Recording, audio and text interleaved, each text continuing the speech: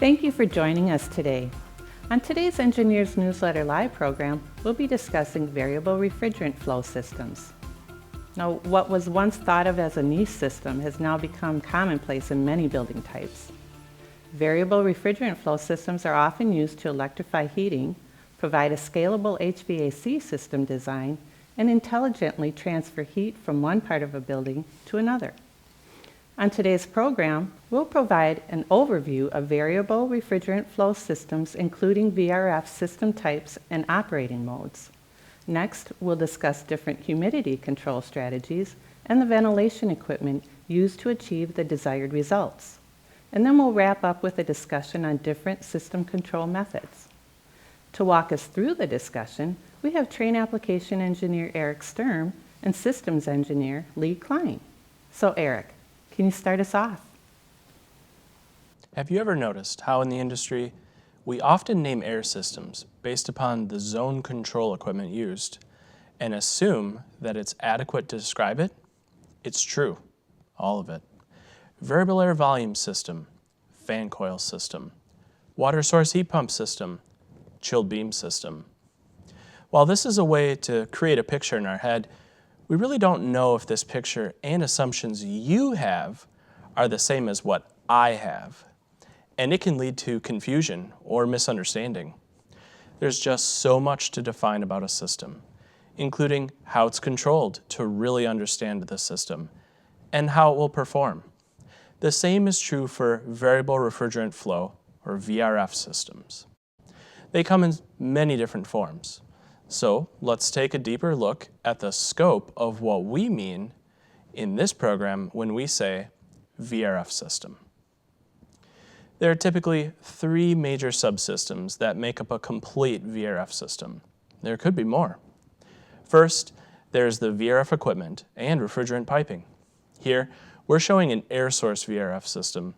It's made up of an outdoor unit or units if the manufacturer uses a modular design, the branch controller, the zone terminal units, often referred to as indoor units, and finally, the interconnecting refrigerant piping.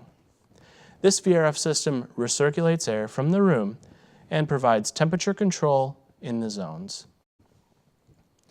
VRF systems are known for using variable speed compressors and fans, but they have several unique characteristics beyond their variable speed nature. First, VRF systems have one outdoor unit connected to many indoor units. This gives VRF systems their zoning capability. Second, they are a reversible heat pump. This enables electrified high COP heating. Third, they can offer simultaneous heating and cooling capability. This means that some zones can be heating while others are cooled at the very same time. It does this by recovering heat within the system. Now, the second subsystem is the ventilation system, which could be a dedicated outdoor air system, or DOAS for short. It's made up of a 100% outdoor air unit that conditions the ventilation air before delivering it to the zones. There are numerous ways to address outdoor air, and I'll discuss more on that later. The ventilation system includes ductwork and outdoor air room diffusers to deliver the ventilation air to the zones. This DOAS also provides demand-controlled ventilation with the addition of pressure-independent variable air volume terminal units upstream of the outdoor air room diffusers. And the final subsystem is the controls. Each piece of refrigeration equipment has its own factory-provided unit controller. The VRF equipment operation is coordinated by interconnecting the unit controllers on a proprietary network. The outdoor unit controller directs the VRF system operation. The ventilation system has its own unit controller and typically operates only during occupied hours. Control coordination between the VRF and ventilation system can be handled in a variety of ways, from standalone operation to building automation system control. The focus of this program is to discuss each of these subsystems and their various options. So, there are many elements that comprise a complete VRF system. This VRF system wheel is intended to bring focus to each portion. Now I'm going to focus on the system types and common VRF equipment. This simple matrix represents the basic VRF system options. The heating and cooling units can be either air source or water source.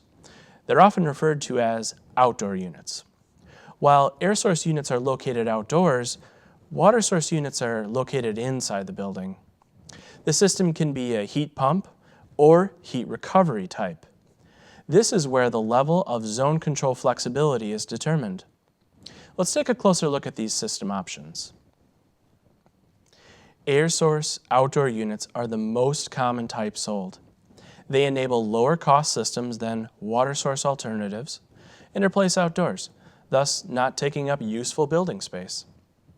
And because VRF systems allow long horizontal refrigerant piping runs and significant vertical separation between the outdoor unit and their zone terminal units, designers have flexibility in locating the outdoor equipment. The outdoor units come in capacities of 6 to 36 tons, depending upon the manufacturer and model types, with modules twinned to achieve higher capacities. When in cooling mode, they reject building and compressor heat to the outdoor air. When in heating mode, they reverse the refrigerant flow through the system, extracting heat from the outer air and compressor. Sourcing heat from the cold outer air has its limitations and can cause some designers to choose water source alternatives, particularly in cold climates. Water source units operate similar to air source units, except they use a water loop for sourcing and rejecting heat. Water source units are placed indoors and are typically connected to a boiler and cooling tower or a ground loop. Of course, a variety of water source loop configurations can be used as well. Water source units are more common in cold climates because the available heat source is not dependent upon the outer air conditions. And because they have no outer air coil, frost and ice formation are not a concern. A VRF system commonly implies zone terminal equipment. However, VRF equipment can be used with ducted air handling units to create an applied VRF split system. VRF's reversible heat pump capability and long refrigerant line flexibility can make applied VRF system solutions attractive in some conditions. This system application uses a VRF manufacturer-provided electronic control valve assembly and digital controller, sometimes called a linear expansion valve or LEV kit. The air handling unit coil is selected consistent with the VRF manufacturer's guidelines. Control of the air handling unit is provided by the control contractor. This system configuration can be created with air or water source units. So now that we have discussed the different outdoor unit types, let's return to our VRF system options matrix to introduce the basic VRF system types. VRF systems are either heat pump or heat recovery types. Heat recovery systems offer the unique ability to simultaneously heat and cool different zones on a common refrigerant system. Both system types use reversible refrigeration equipment, but how the systems operate is different. VRF heat pump systems are a heating and cooling changeover system. When in the heating mode, all zones have heating available to them. No zones can cool. When in the cooling mode, all zones have cooling available to them. No zones can heat. So it has a heating mode and a cooling mode. Of course, the transition between modes is not instantaneous. During those transitions, the system neither heats nor cools. Several changeover algorithms are available as part of the VRF system control network. From a practical standpoint, no changeover system is without potential comfort compromise. Examples of VRF changeover algorithms include using a schedule, polling the zones, establishing a decider zone, or using outdoor air temperature. This leads designers to limit heat pump systems to cooling dominant applications or applications with a common demand for heating and cooling in all zones. Examples might be a call center, a library, or a school common area like a cafeteria. Some of these types of spaces could be served by a large central air handling unit using an LEV kit applied with a VRF outdoor unit. For those wishing to use changeover heat pump systems, careful system zoning design is critical to minimize comfort complaints. It probably makes sense to break a building into multiple systems to increase building control flexibility.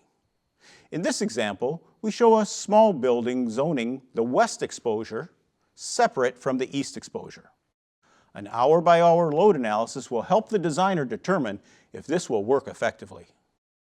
Of course, if selecting a heat pump system requires the designer to use multiple systems, the cost savings of the heat pump option may be negatively impacted. VRF heat recovery systems can provide heating in some zones while simultaneously providing cooling in others, all on a common refrigeration system. Heat recovery systems require a unique outdoor unit, so heat pump outdoor units do not convert in the field to heat recovery outdoor units. Heat recovery systems require a piece of equipment referred to as a branch controller in a 2-pipe system, or a heat recovery control unit in 3-pipe systems. The difference by manufacturer for heat recovery is often simply referred to as 2-pipe systems or 3-pipe systems. This actually describes the number of refrigerant pipes between the outdoor unit and the branch controller, or the heat recovery control unit. We will discuss this difference in more detail shortly. All systems have 2 refrigerant pipes between the branch controller, or heat recovery unit, and the zone terminal units. Finally, all VRF systems require the use of manufacturer-provided design software for pipe sizing and other system requirements. Zoning with heat recovery systems is straightforward, with some exceptions, because loss of comfort control is mitigated with the simultaneous heating and cooling capability. When the system is in a simultaneous operating mode, some zones can be heating and returning liquid refrigerant, while others use that same liquid for cooling. The outdoor unit provides either net heating or net cooling capacity, depending on the individual zone loads. Using heat recovery may enable fewer systems to be installed on a building and actually save first cost while improving comfort. VRF systems, regardless of type, offer a variety of zone terminal units. Many of them are ductless or mount on the ceiling or wall. Ducted versions are available as well for those applications demanding the HVAC equipment be less visible or to deliver improved zone air distribution. While air source VRF units are the most common outdoor air units sold, and heat recovery is the most common system type chosen for its obvious comfort benefits, many people find the simultaneous heating and cooling capability remarkable and desirable. So let's take a look at how VRF systems provide simultaneous heating and cooling and reflect on any implications it has on system performance and behavior. There are 4 fundamental modes of operation for heat recovery VRF systems: cooling only, heating only, cooling main, and heating main. The details of how a 2-pipe and a 3-pipe VRF system operate are slightly different. For this section, we will focus on 2-pipe systems. A 3-pipe system example will be discussed as part of the cooling main mode. All systems will be represented using air source outdoor units. The principles discussed are the same for water source systems. We will first discuss how the system physically operates. Then, for those that prefer the thermodynamic perspective, we will briefly view how they operate on a pressure enthalpy, or pH diagram. Let's explore the operating modes. In the cooling only mode, all active indoor units are cooling. Some zones could be satisfied or turned off because they have no demand for heating or cooling. The outdoor unit delivers high-pressure saturated liquid refrigerant to the branch controller. The branch controller subcools and distributes the liquid to each terminal unit. The liquid refrigerant passes through the terminal unit expansion valves, evaporates in the terminal unit coils, and cools the spaces. And low-pressure suction gas returns through the branch controller to the outdoor unit to repeat the cycle. In this mode, the branch controller provides subcooling to the liquid refrigerant and opens the cooling return solenoid valves to complete the circuit. Subcooling is accomplished in the branch controller by flashing some of the liquid refrigerant in the tube-in-tube heat exchangers. This subcooling enables long refrigerant piping runs to the zone terminal units when necessary. If we look at this mode on a pH diagram, we will get a better understanding of this refrigeration cycle. Fortunately, cooling only is the easiest to follow, so it will be a good warm-up for the other modes. The cycle begins with compressing cool suction gas. The resulting high-pressure vapor passes through the outdoor coil, rejecting building heat outdoors and condensing. The saturated liquid is subcooled by the branch controller, preparing the liquid to cool the spaces. The liquid travels through the indoor unit expansion valves and to the indoor unit coils, evaporating and cooling the space. It returns to the compressor to begin the cycle again. As mentioned previously, the branch controller produces subcooling by flashing a small amount of liquid in the tube-in-tube heat exchangers. Just like in the cooling-only mode, some zones could be satisfied or turned off, having no demand for cooling or heating. The outdoor unit delivers high-pressure saturated gas to the branch controller. The branch controller distributes the gas to each terminal unit. The hot gas is condensed in the terminal unit coils, heating the spaces. It then returns to the branch controller as subcooled liquid. Because the refrigerant is traveling through the terminal unit coil in the opposite direction of the cooling mode, the expansion valve acts as a throttling valve to control the amount of liquid subcooling in the coil. The liquid passes through an expansion valve in the branch controller before returning to the outdoor unit. The liquid gas mixture evaporates in the outdoor coil and returns to the compressor to repeat the cycle. In this mode, the branch controller controls the suction pressure and temperature in the outdoor unit coil and opens heating supply solenoids to complete the circuit.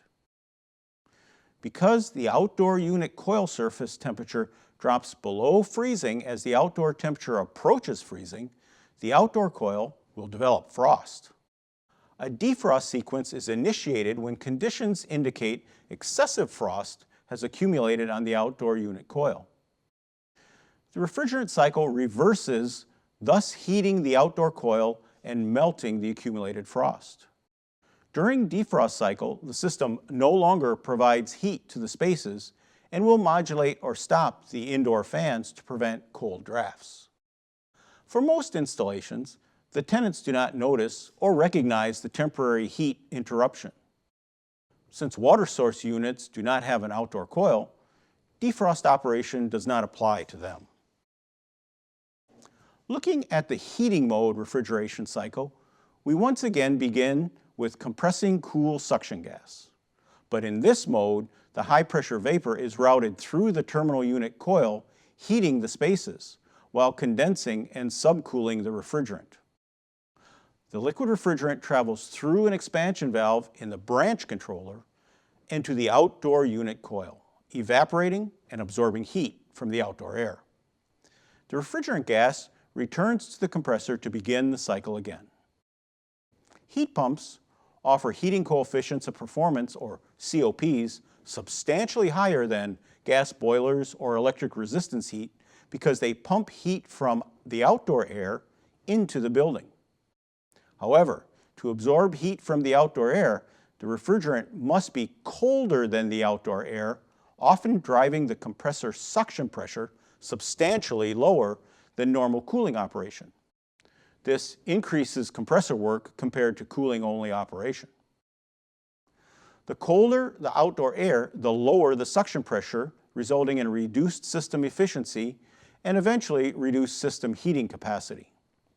Fortunately, the heat of compression positively contributes to heating capacity, thus mitigating some of the impact of this increased compressor work. In cooling main mode, the majority of terminal units are calling for cooling, with a minority of active terminals requiring heat. The outdoor unit delivers a high-pressure gas-liquid refrigerant mixture to the branch controller. The branch controller separates the hot gas and liquid refrigerant using a gas-liquid separator. It distributes high-pressure, superheated gas to each terminal unit, calling for heat. The hot gas condenses in the terminal unit coils, heating the spaces, and returns to the branch controller as subcooled liquid. This liquid combines with liquid from the gas-liquid separator and is further subcooled. The liquid is distributed to the expansion valves at each terminal unit, calling for cooling, and evaporates, cooling the spaces. Low-pressure suction gas returns through the branch controller to the outdoor unit to repeat the cycle. In this mode, the branch controller has several functions. First is to separate the high-pressure gas-liquid mixture. Also, to maintain system pressures to allow refrigerant to flow properly to both heating and cooling terminal units. It also subcools liquid being distributed to the cooling terminal units, and finally opens the appropriate solenoids to distribute the proper refrigerant condition to each unit. Once again, subcooling is accomplished in the branch controller by flashing some of the liquid refrigerant in the tube-in-tube heat exchangers. Now, this is where things get a little interesting, so I'm glad we are warmed up on our pH diagram skills. As always, we begin with compressing cool suction gas. The resulting high-pressure vapor passes through the outdoor coil, rejecting net building heat to the outdoor air, and only partially condenses to a high-pressure liquid-vapor mixture. The gas-liquid separator in the branch controller divides the mixture into saturated vapor and saturated liquid. The gas is distributed to the heating terminal unit coils where it is condensed and subcooled as it heats the spaces. The liquid from the gas-liquid separator is subcooled by the branch controller and combined with the liquid from the indoor heating coils. It is then distributed to the indoor expansion devices of the cooling units. This lowers its pressure, causing it to evaporate, cooling the spaces. And it returns to the compressor to begin the cycle again. Liquid subcooling occurs by flashing a small amount of refrigerant at the branch controller tube-in-tube heat exchangers. To accommodate heating, the condensing temperature and therefore condensing pressure is elevated compared to cooling-only operation. This increases compressor work relative to the cooling produced in order to have quality heat available for recovery. The more in balance cooling and heating are, the greater the energy recovery benefit. Let's return to three-pipe systems to briefly address the functional differences between a two-pipe branch controller and a three-pipe heat recovery control unit. The difference is best observed in cooling main operation. We saw that in a two-pipe system, the outdoor unit delivers a mixture of high-pressure liquid and gas to the branch controller. The separation of these two refrigerant states occurs at the branch controller using a gas-liquid separator.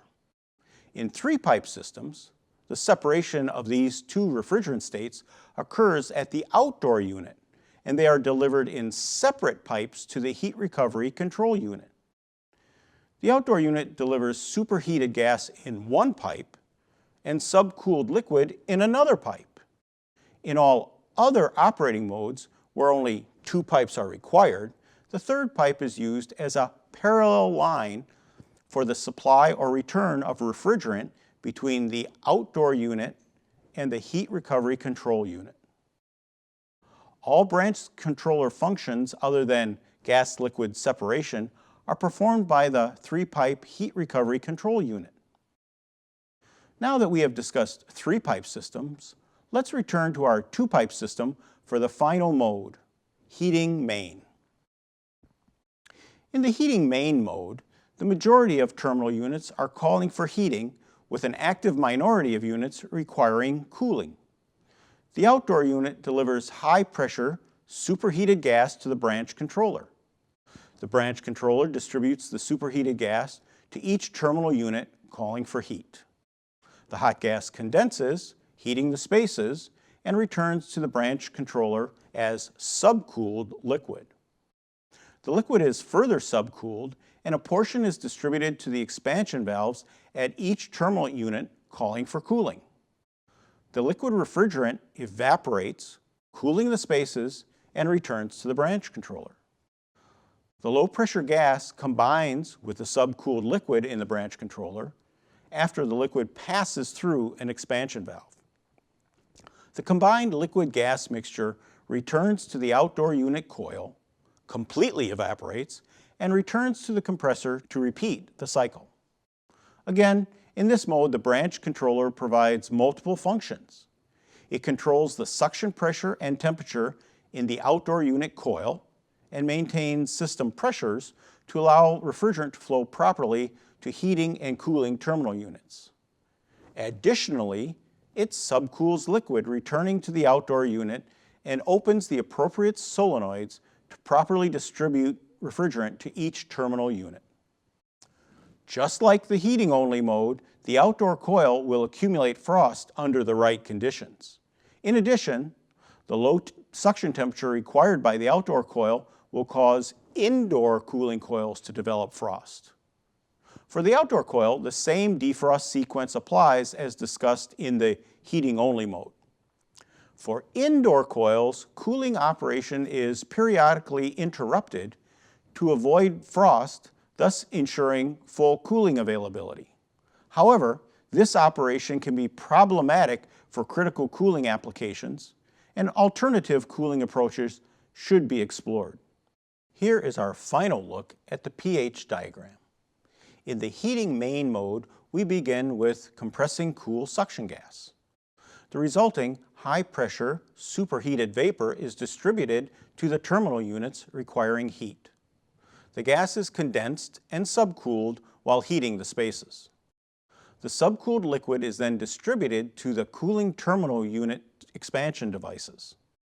The liquid evaporates, cooling the spaces. The subcooled liquid not used by the terminal units passes through a parallel branch controller expansion valve, flows to the outdoor coil, absorbs heat, and returns to the compressor to begin the cycle again. Enough on the VRF subsystem and how it works. Eric, can you take us through a discussion on ventilation and dedicated outdoor air systems? As Lee described, variable refrigerant flow systems have many different components and abilities. And with all of that flexibility comes the opportunity to introduce ventilation into the occupied zone in a variety of ways. How should the ventilation air be conditioned? With a dedicated outdoor air system, ERV, or maybe it won't be conditioned at all. And how should the ventilation air be delivered to the space? Straight to the space or through a terminal unit? At what temperature should the air be delivered? 55 degrees, colder, warmer? But first, the designer must establish the amount of outdoor air to be supplied to each zone. ASHRAE standard 62.1, the ventilation standard, is often used to compute the design outdoor air requirements for each zone and the corresponding outdoor air intake rate for the equipment or system that supplies the ventilation.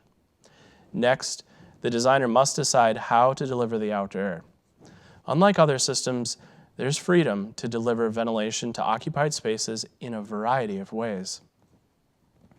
The three most common include conditioned outdoor air direct to the zone, conditioned outdoor air direct to the terminal unit, and unconditioned outdoor air direct to the terminal unit.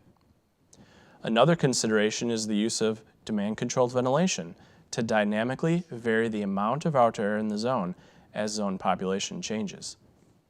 The controls are permitted to reduce the ventilation rate all the way down to the area-based ventilation rate, R sub A. Standard 62.1 also permits some space types ventilation to be reduced to 0 when unoccupied, provided that the controls can immediately restore ventilation when people return to the space. This is called occupied standby. The standard specifically requires that the total building outdoor air intake equals or exceeds the total building exhaust under all load and dynamic reset conditions. Finally, all assumptions, sequences, and set points must be documented. For a VRF system, demand-controlled ventilation would likely be implemented using pressure-independent VAV dampers in the outer air ductwork. In the zone, sensors would be used to determine current population, such as occupancy or CO2 sensors. The dampers close to restrict ventilation airflow in the zone as needed. And because of this, the dedicated outer air system should be designed to handle variable airflow. Let's look at some of the ways the outer air can be delivered, along with their advantages and drawbacks. In the image, I'm showing a dedicated outer air system with cooling and heating coils, but an energy recovery ventilator can be used instead. We'll discuss those two systems shortly. Outer air enters the system, is preconditioned by the ventilation system, then ducted to the terminal. Here, the conditioned ventilation mixes with recirculated air and is then conditioned by the terminal. Finally, it's discharged into the space. The first configuration we're going to review is supplying conditioned outer air directly to the zone, also called the decoupled ventilation method. This is the same configuration Lee showed earlier. Here, the ventilation system provides conditioned outer air direct to each zone through a separate air delivery system. And because the ventilation is provided independently, the VRF terminal is designed to condition recirculated air only. Delivering conditioned outer air directly to the zone helps ensure the required ventilation air reaches each zone. Dampers or VAV boxes may be used to balance and modulate ventilation airflows as needed. And because the terminal and ventilation system operate independently, the VRF system can cycle indoor fans based upon load when the space set point is satisfied. The terminal can cycle to minimum speed or even off. Similarly, the ventilation system can operate during unoccupied hours without the use of terminal fans. A dedicated outer air system is used to cool the ventilation air. If this cool air is then supplied to the spaces, the designer can include this in their load calculations, meaning the terminal unit will have less load to offset. So, there is an opportunity to downsize terminal units if the outer air is delivered at a temperature below the zone set point. This configuration does require additional ductwork and separate diffusers, however. And in large zones, multiple outer air diffusers may be needed to ensure the ventilation air is dispersed throughout the zone. Alternatively, conditioned ventilation air can be sent to the terminal units.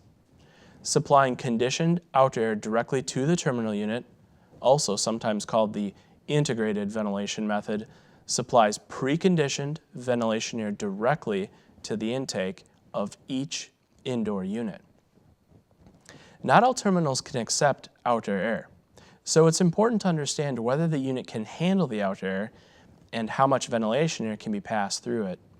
Be sure to work with the equipment manufacturer to understand the terminal's capabilities. The use of a dedicated ventilation system may help ensure ventilation requirements are met, as the system is designed to provide the correct amount of fresh air. Compared to the decoupled method, there's less ductwork and diffusers to be installed and balanced. There are some drawbacks, however. First, measurement and balancing might be more difficult compared to the direct-to-zone method. And, like the previous configuration, the terminal fan must operate continuously to provide ventilation air to the zone. If the ventilation system operates during unoccupied hours, such as morning warm-up or cool-down, the terminal unit fans will also need to operate.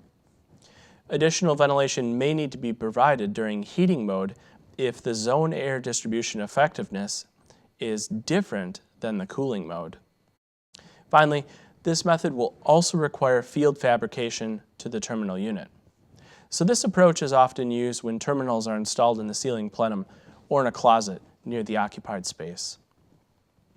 The final configuration is to simply deliver unconditioned outer air direct to the terminal unit.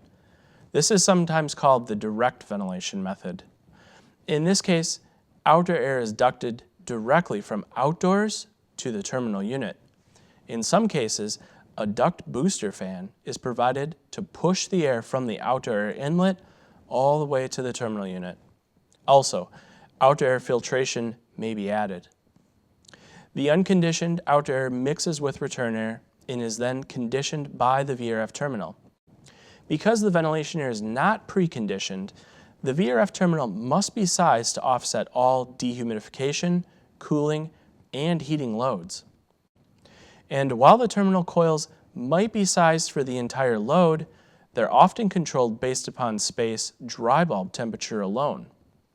This means that any dehumidification performed is coincidental.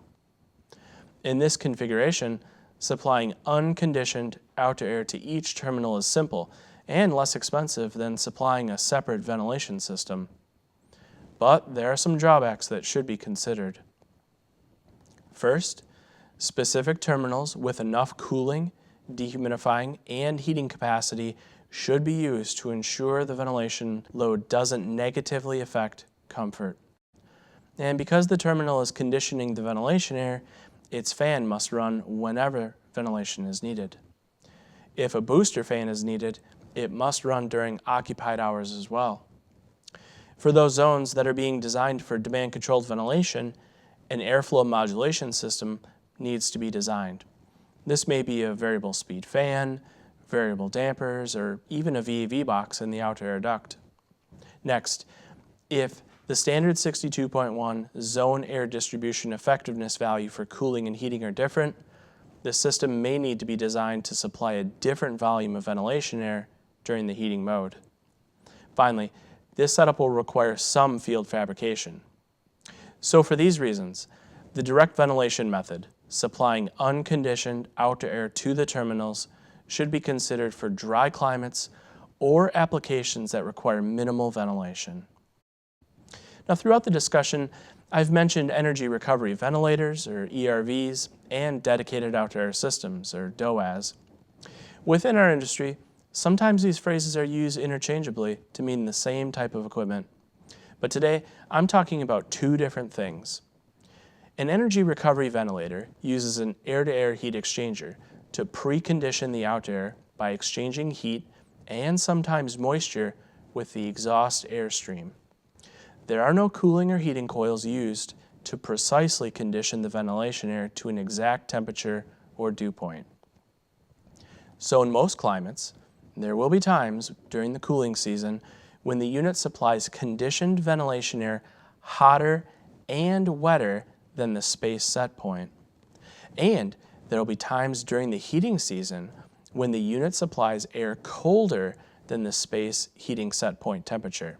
For example, at generic design conditions of 95 degrees dry bulb and 78 degrees wet bulb, a membrane energy device with a sensible effectiveness of 65% and latent effectiveness of 39% can cool the air down to 82 degrees dry bulb, 66 degrees dew point. The space set point is 75 degrees, 50% relative humidity, which equates to a 55 degree dew point. The ERV leaving air conditions, 82 degrees dry bulb and 66 degrees dew point, are warmer and wetter than the space set point. This means the VRF terminal must offset some ventilation load with both cooling and dehumidification. Conversely, a dedicated outer air system uses a cooling and heating coil to condition the outer air to a specified set of conditions. This allows the ventilation to be adequately dehumidified without relying upon the VRF terminals to offset some of the ventilation load. The dedicated outdoor air systems are often a standalone, air-cooled DX unit, a packaged unit, or some might be split systems featuring a VRF coil connected to a VRF system with a linear expansion device. Finally, there are some purpose-built VRF terminal units that can handle the large temperature differences throughout operation. Designers have the liberty to make a lot of dehumidification-related decisions. They might choose to supply conditioned ventilation air at a predetermined supply air dew point, like 55 degrees. Or they may choose to compute the proper supply air temperature based upon the zone latent loads and the desired zone humidity level. Simply choosing a specific temperature, such as 55 degrees, seems to fit a rule of thumb, but it doesn't address the actual latent loads. To ensure space humidity control, an analysis to determine the appropriate supply air temperature would be needed. And that analysis would need to account for the design space latent loads and design dehumidification weather. The equipment conditioning the outer air also affects space humidity. An ERV provides passive cooling and dehumidification, while a dedicated outdoor air system provides active conditioning. Said another way, the ERV does what it can, but is constrained by the ambient conditions and air-to-air energy recovery device, while the dedicated outdoor air system actively conditions to a specific, defined set point using cooling and heating coils. As an example, let's look at a typical installation. Consider an interior conference room in an office building in Atlanta, Georgia, using a 55-degree supply of ventilation air. The conference room is 1,000 square feet with a design occupancy of 25 people. Using the ventilation rate procedure, the outdoor air requirement was determined to be 185 CFM. Using a whole building energy analysis software program like Trace 3D Plus, the design loads were calculated. 11,800 BTUs sensible and 3,900 BTUs latent. This represents a sensible heat ratio of 0.75. The desired space set points are 75 degrees, 50% relative humidity. This equates to a dew point temperature of 55 degrees. Outdoor air is provided by a ventilation system direct to the space. A VRF system serves the entire building, so a terminal is installed near the conference room to offset the remaining loads. Return air enters the terminal unit, is cooled, and discharged back into the space. In this psychrometric analysis, we reviewed multiple configurations, including a 55-degree dedicated outdoor system, a 45-degree option, and an ERV. Each system was evaluated at full load and part load. The part load condition includes design dehumidification weather and reduced space loads. In this analysis, the 55-degree system cannot maintain space relative humidity at 50% for either full or part load conditions. At design, the space relative humidity is at 54%, and at part load, it's at 66%. The 45-degree option, on the other hand, can make set point at design. At part load, it's close at 54%. As described before, the ERV can only perform limited cooling and dehumidification because it only has an air-to-air heat exchanger. At full load, the ERV does okay, maintaining 56% relative humidity, but at part load, the system cannot maintain space humidity, 73%. Now, earlier this year, we had a program on dedicated outdoor air systems with more information about this analysis, including the psychrometric charts. That program also discussed setting the right dew point temperature and how to control a dedicated outdoor air system. A link to that program is in this program's bibliography. Now that we understand VRF systems and the importance of both the terminal system and the ventilation system in proper humidity control, let's discuss how to enable and operate these two systems. In some applications, it might be acceptable to control both systems separately. In other cases, close coordination of the two systems will be required. That leaves us with two approaches to ensure proper system control. Independent control, which separates ventilation system control from terminal system control, and integrated control, which uses one supervisory system to control, coordinate, and optimize the operation of the ventilation system and terminal systems. We will discuss both of these two approaches. Let's start with an independent control system. In this case, there will be two independent system controllers, one for the ventilation system and one for the VRF terminal system. Independent control systems will often be simple to design and install. This should result in the lowest cost approach to control a VRF building solution. But that simplicity comes with some disadvantages. These include two control panels for two different systems, possibly from two different vendors. Little to no control coordination between the two systems. And lack of advanced building control. Schemes like supply air temperature reset or morning warm-up may not be available with independent control. With an integrated control system, there is a single system controller for the building. This single controller approach yields a number of advantages. First, integrated system control greatly improves the ease of building operation. With a single system controller, a single access point is used for system coordination.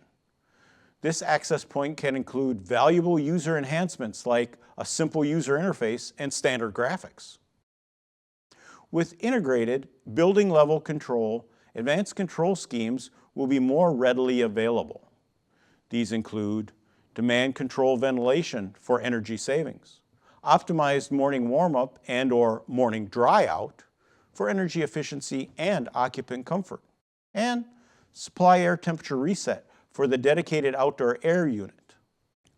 Lastly, improved connectivity can enable useful additions like dashboards, alarms, remote connectivity, and the ability to control multiple buildings. Although a building with VRF can be conveniently divided into two high-level control approaches, there are some additional options along the way. To understand these further, let's look at each strategy in a little more detail.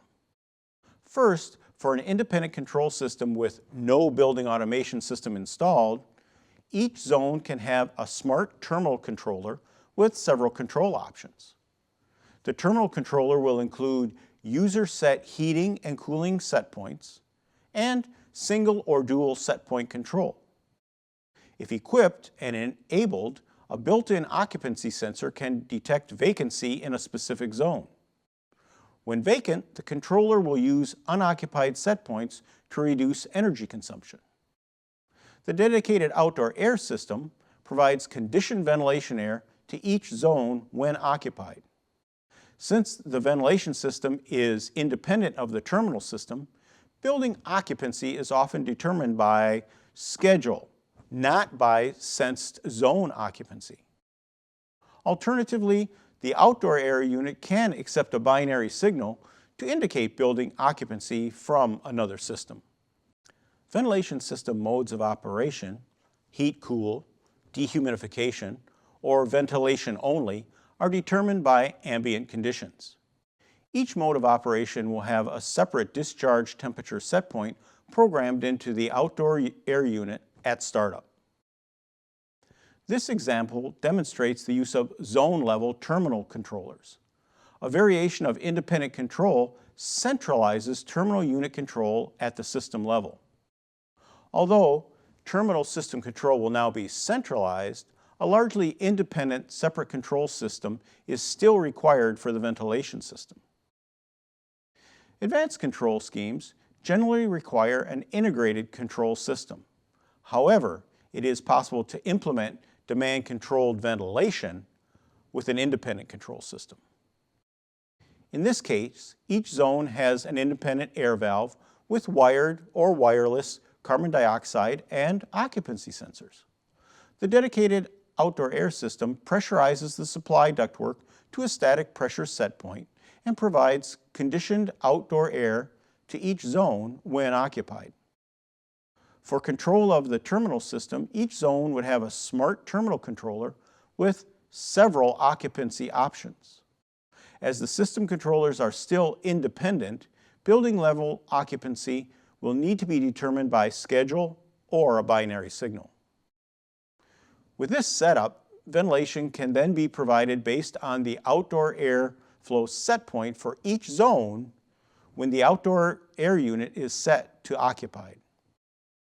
The outdoor air flow set point can be reset based on carbon dioxide measured in the zones, and the air valve can be reset to its minimum position when a zone is unoccupied.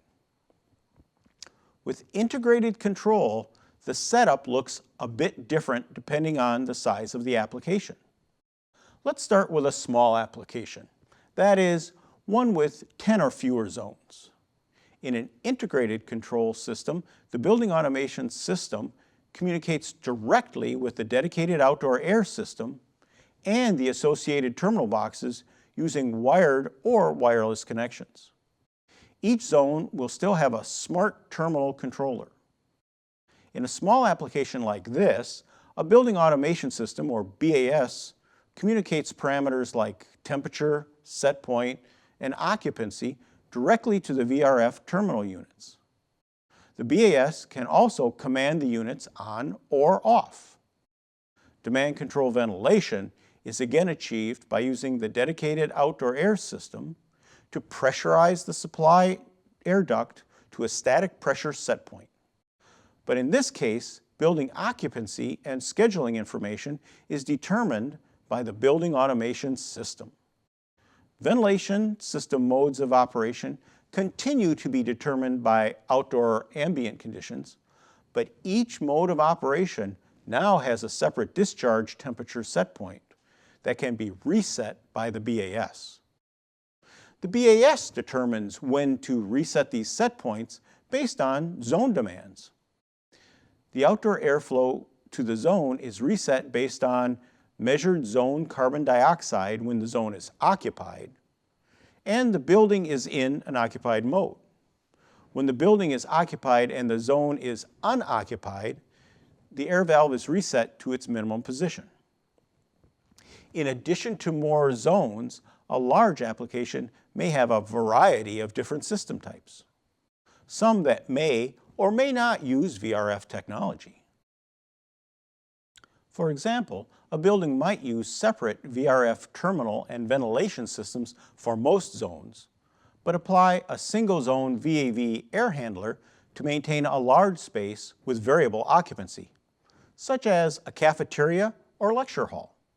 The air handler serving the large space could be paired with its own VRF heat pump condensing unit, independent of the other zones in the building. With integrated control, a building automation system can coordinate all systems in the building. Each zone VRF terminal unit has a unit controller connected back to the outdoor VRF unit. The terminals receive their independent set points and scheduling information from the BAS. Zone set points are communicated via wire or wireless communication to the zone sensors. The BAS also communicates directly with the ventilation system and the large space single zone VAV air handler using wired or wireless communication. With an integrated building automation system, a number of additional control options are possible. In addition to demand control ventilation, here are a few other examples. Conference rooms and other high occupancy spaces can experience high humidity levels when occupied. One way to reduce peak humidity levels in these zones is to implement BAS logic that enables dehumidification overrides when necessary. There are several methods that can be used to implement enhanced humidity control for individual zones using an integrated control system. For example, the zone airflow from the dedicated outdoor air system can be reset upward to introduce more dry air to the space. Or The dew point from the dedicated outdoor air system can be reset downward based on space humidity to increase its dehumidification effect. Another example is morning warm-up. Zone heating can be supplemented using the dedicated outdoor air unit.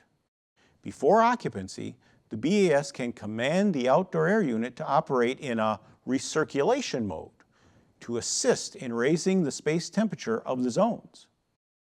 Yet another example of an advanced control strategy is fan pressure optimization. With integrated controls, additional dedicated outdoor air fan unit energy can be saved by resetting the static pressure control point based on zone demand. And of course, an integrated system can control other building functions, like scheduled or daylighting-based control of building lighting. We've talked about a number of important VRF topics today, and we'll soon follow up with another program that will dive into these and other VRF topics in more detail next year. We'll leave you with this. High-level VRF system design can be broken down into a few high-level considerations to ensure a successful system. These critical decisions can be visualized with the graphic shown. Just remember, system type. Will heat recovery be required, or will a heat pump suffice? Humidity control. Can we get by just monitoring and controlling outdoor air, or will we have to control to a specific space humidity? Ventilation system. Will an ERV be sufficient, or will the building require a dedicated outdoor air system with mechanical cooling? And finally, system control. Will independent control be sufficient, or will integrated control be needed? As always, the bibliography included in the handout provides more information on where to find a number of resources related to today's topic. And be sure to subscribe to the Trane Engineers Newsletter. For those of you seeking continuing education credit, be sure to check out our continuing education programs on Trane.com, now located under Self-Paced Learning. They include many past DNLs, all free and on demand. And finally, ask your local Trane office about details for the upcoming Engineers Newsletter programs. Thanks for your time today. We look forward to seeing you next time.